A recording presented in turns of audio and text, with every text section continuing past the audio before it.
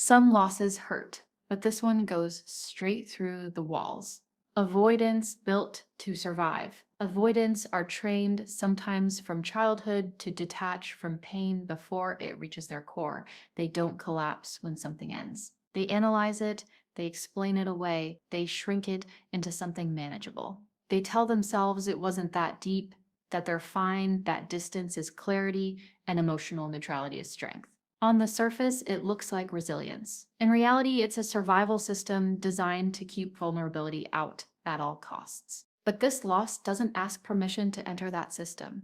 It doesn't respond to logic. It doesn't wait to be processed. It bypasses the intellectual defenses entirely and lands somewhere much deeper, somewhere avoidants don't like to go and don't know how to stay. Because this time, what's gone isn't chaos or conflict or emotional pressure. What's gone is the one person who never chased, never demanded, never forced intimacy, yet stayed present in a way that felt steady rather than suffocating. That detail matters more than avoidants want to admit. They can rationalize walking away from intensity. They can justify distancing from neediness. They can convince themselves that leaving drama behind was healthy. But losing someone who offered connection without control disrupts the entire narrative they rely on. It creates a kind of internal gives no warning silence, one that doesn't feel like freedom, but like something vital has been quietly removed. And that absence doesn't arrive with fireworks or emotional collapse. It doesn't show up as obvious grief. It feels unnerving instead, disorienting, like a room that's suddenly too quiet, where the noise you once wanted gone turns out to have been grounding. The days keep moving. The routines stay intact, but something underneath feels off, and no amount of logic seems able to correct it. For the first time, silence isn't relief, it's exposure. There's no one reflecting their inner world back to them without judgment. No one present, but not intrusive. No one close enough to matter, yet distant enough to feel safe. And that contradiction is what destabilizes avoidance the most, because the loss forces them to confront a truth they've avoided for years. Not all closeness is dangerous, and not all distance is protective. This is where the defenses start to strain, not dramatically, not all at once, but subtly. Thoughts surface at inconvenient moments. Memories replay without emotional labeling. A sense of absence shows up in the body before the mind can explain it away. And because avoidants are conditioned to mistrust feelings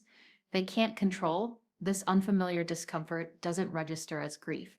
It registers as threat. So they do what they've always done. They try to minimize it, stay busy, stay detached, tell themselves it will pass. But this loss lingers precisely because it doesn't fit the usual pattern. It wasn't fueled by chaos or dependency.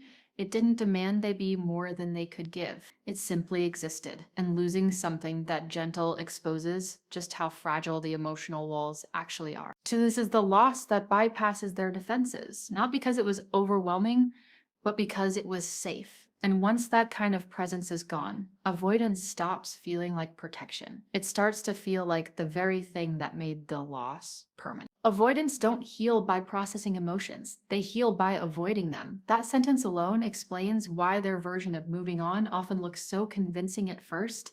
They stay functional. They stay composed.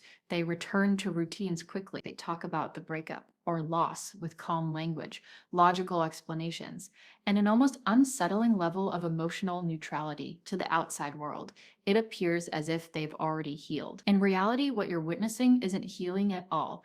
It's a highly palaced form of emotional bypassing. And for a while, that strategy works. Avoidance has kept them alive before. It has protected them from overwhelm, from disappointment, from the vulnerability that once felt unsafe. By staying in their head instead of their body, by distancing instead of feeling, they've learned how to keep pain at a tolerable distance. But this time, the loss removes their escape route. There's no distraction that fully absorbs it, no replacement that settles the nervous system fast enough, no internal story convincing enough to erase the significance of what was lost. They try, of course. They stay busy, they throw themselves into work, routines, new connections, new environments. They tell themselves they're just being practical, just being strong, just not dwelling on things that are already over. But the problem is simple and unavoidable. Healing requires contact with pain, and avoidants don't do contact. They were never taught how to stay present with uncomfortable emotions without shutting down or pulling away. So instead of integration, something else happens. The pain doesn't disappear, it fractures. What looks like emotional stability on the outside becomes fragmentation on the inside. One part of them moves forward, another part stays frozen at the moment of loss. Another part pretends it never mattered at all. These parts don't communicate with each other. They get stored away in separate mental compartments, sealed off to maintain the illusion of control. This is where people misunderstand avoidance the most. They assume that calm means closure, that detachment means resolution, that silence means peace. But avoidants aren't rebuilding themselves after the loss. They're compartmentalizing, and compartmentalization isn't healing, it's containment. It works only as long as nothing presses too hard on the walls. Over time, the compartments start leaking, not in obvious emotional outbursts, but in subtle ways. Sleep becomes inconsistent. Focus drifts. Irritability appears without a clear cause. Intimacy feels harder, not easier. New connections feel strangely hollow, even when they seem better on paper. The avoidant may not consciously link any of this back to the loss, but the body does. The nervous system remembers what the mind refuses to touch. And this is the paradox. The more they insist they're fine, the less integrated they become. Avoidants don't fall apart because they feel too much.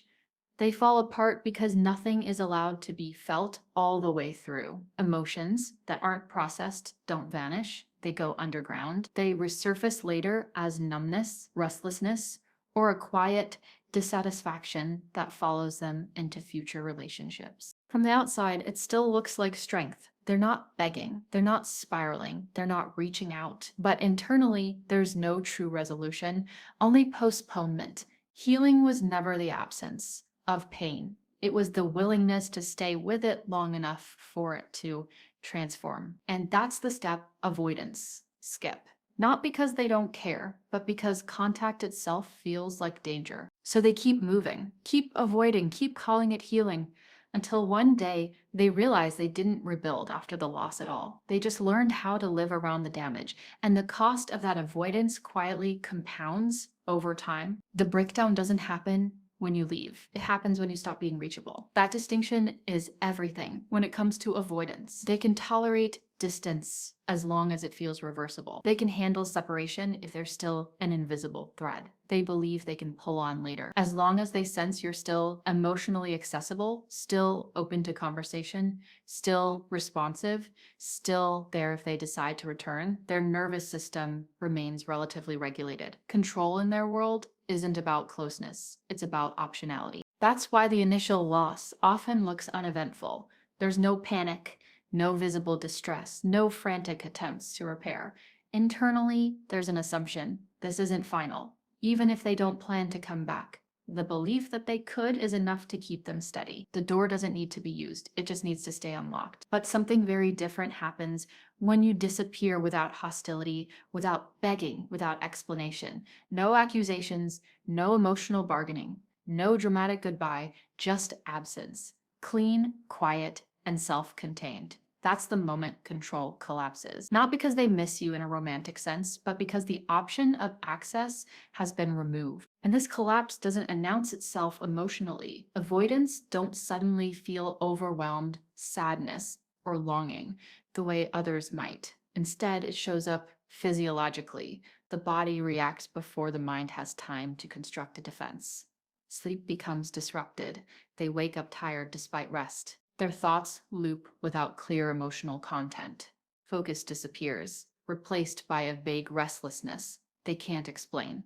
The nervous system senses something is wrong long before the intellect catches up. This is where people misunderstand avoidance again. They assume that because there's no emotional display, nothing is happening. But avoidance isn't the absence of reaction, it's a delay in conscious recognition. The body feels the loss as a threat to regulation. Something once stabilizing is gone and the system doesn't know how to recalibrate without it. Why does this happen? Because avoidants don't fear abandonment the way it's commonly described. They don't panic at the idea of being left. What they fear is irreversibility, the moment when choice is no longer theirs.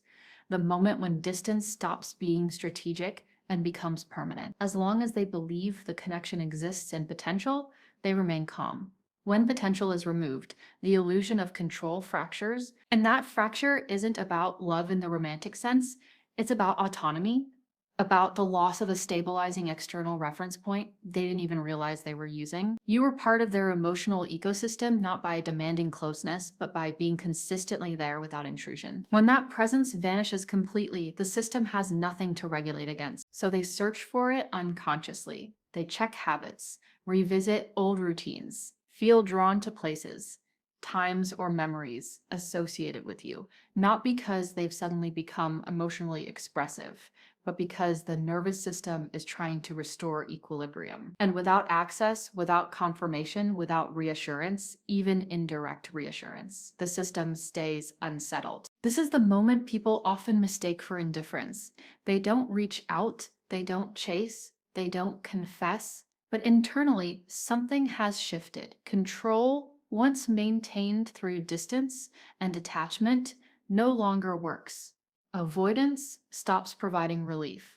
It starts amplifying discomfort. And that's the truth few people see. The most destabilizing thing for an avoidant isn't being left, it's realizing they can't undo it. That the door they assumed would remain open has quietly closed. And once irreversibility sets in, no amount of logic can fully restore the sense of control they once relied on. Avoidants don't fall apart loudly, they unravel privately. If you're waiting for the moment where everything spills out in a dramatic confession, it never comes. There are no frantic calls in the middle of the night, no sudden apologies filled with emotional clarity, no grand realizations spoken out loud.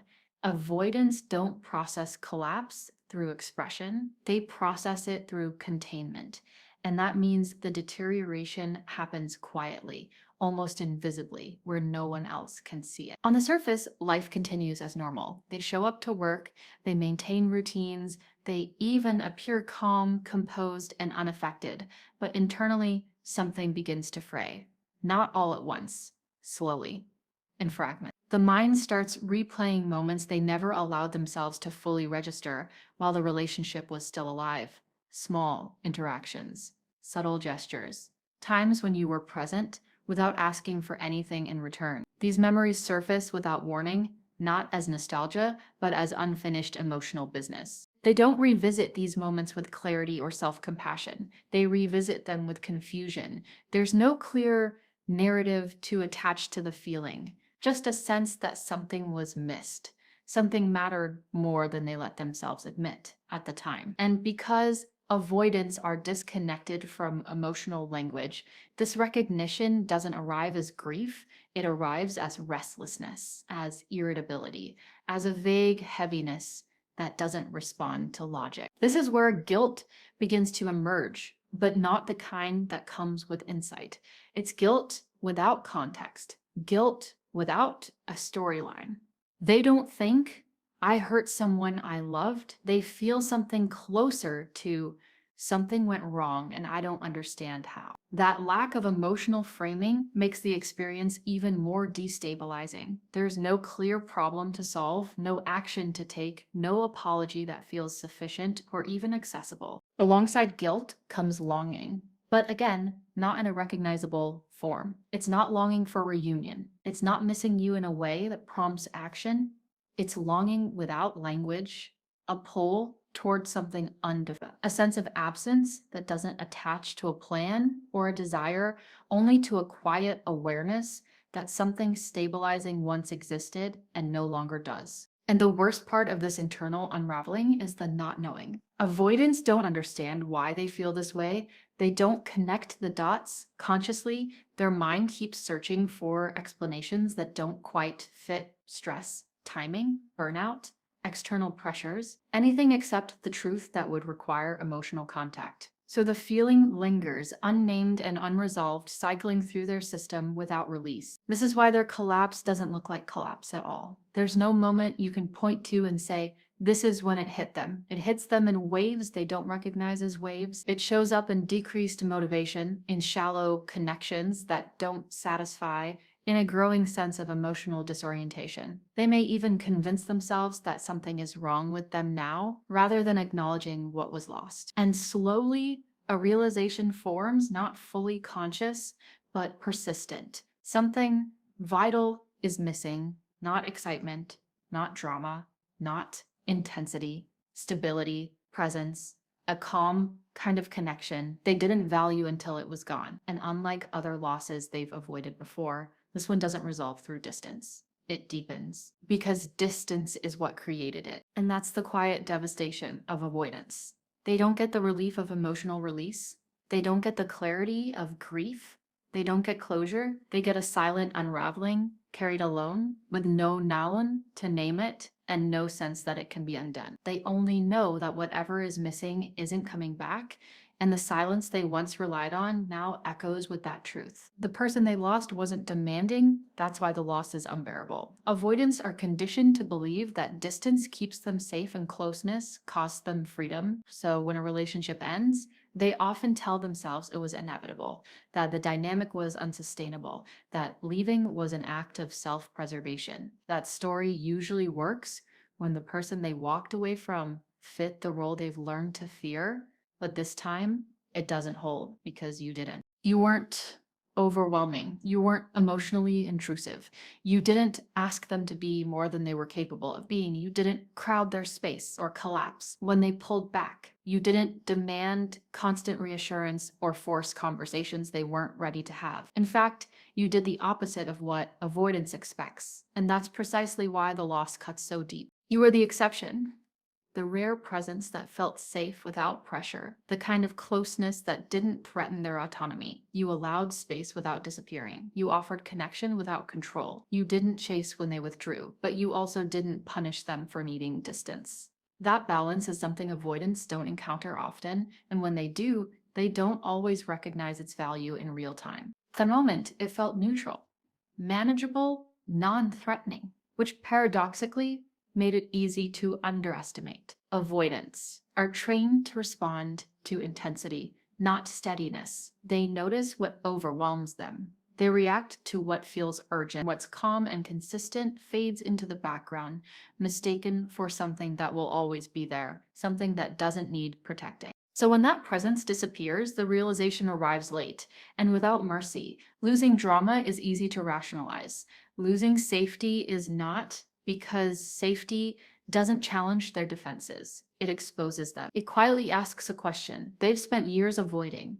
If closeness can exist without cost, why couldn't I stay? That's the irony that breaks them. Not that they lost someone intense or emotionally demanding, but that they lost someone who didn't ask for more than they could give. Someone who made connection feel optional rather than obligatory. Someone who respected their autonomy so thoroughly that leaving felt possible until it wasn't. This loss forces a realization they can't avoid no matter how much they try to intellectualize it.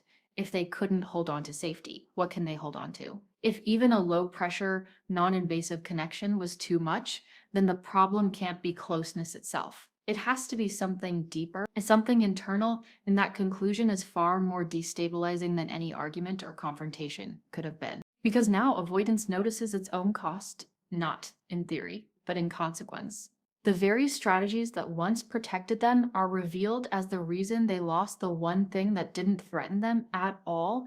Distance didn't preserve their freedom. It eliminated a refuge. Independence didn't make them stronger, it left them unsupported, and detachment didn't keep them safe. It made safety unattainable. This is where avoidance struggled the most. There's no one to blame. No emotional explosion to point to. No clear mistake to correct. Just a quiet, heavy truth settling in. They walked away from something rare, not because it was wrong, but because they didn't know how to stay with what was right. And that realization doesn't inspire immediate growth. It doesn't lead to sudden change. It sits with them, lingers, rewrites the story they tell themselves about relationships and control. Because once you lose the exception, the rule stops working. And what breaks them isn't heartbreak in the traditional sense. It's the understanding that the safest connection they ever had is the one they let go of. And that safety may not present itself again in the same way. Avoidants don't fall apart because they loved too deeply. They fall apart because they didn't allow themselves to That is the truth that sits at the center of everything they experience after the loss, even if they never put words to it. Their pain isn't born from emotional it's born from emotional restraint. From all the moments they felt something and pulled back, all the times connection surfaced and they shut it down before it could take shape. They don't grieve you the way others would. There is no open mourning, no visible heartbreak, no period of emotional collapse that signals loss to the outside world. Their grief arrives late and sideways. It shows up as delayed recognition, the slow understanding of what something actually meant, only after it's gone, not when the relationship ended, but months later. Sometimes years later, when distance has removed all defenses except awareness. And this grief doesn't come with tears. It comes with internal disorientation, a sense that something in their emotional compass is permanently misaligned. They move forward, but nothing feels quite right. Connections don't land the way they used to.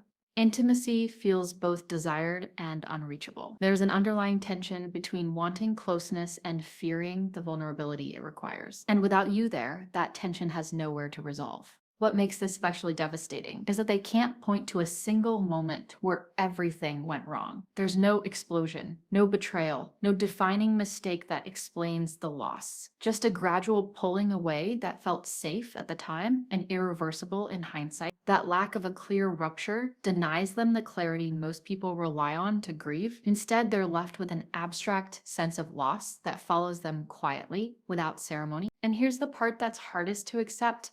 You don't need to return for them to break. You don't need to explain.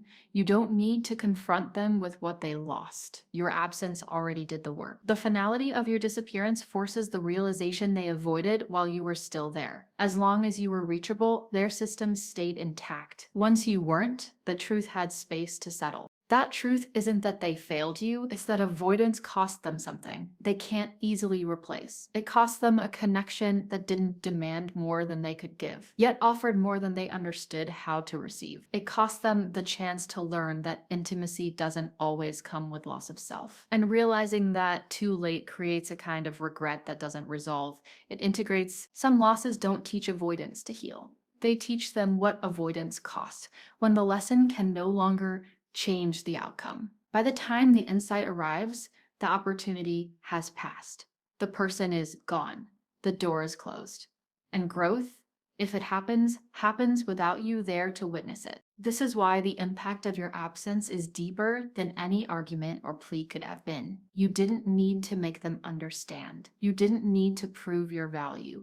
Your leaving created the clarity they couldn't access while you stayed. And that clarity doesn't lead to dramatic gestures or immediate change. It leads to a quiet reckoning that reshapes how they see connection forever. In the end, avoidants don't fall apart loudly or visibly. They fall apart internally, in the knowledge that they once had something safe, steady, and real, and didn't allow themselves to meet it fully. And that is the loss that stays with them, not as pain they can escape, but as a truth they can't unlearn.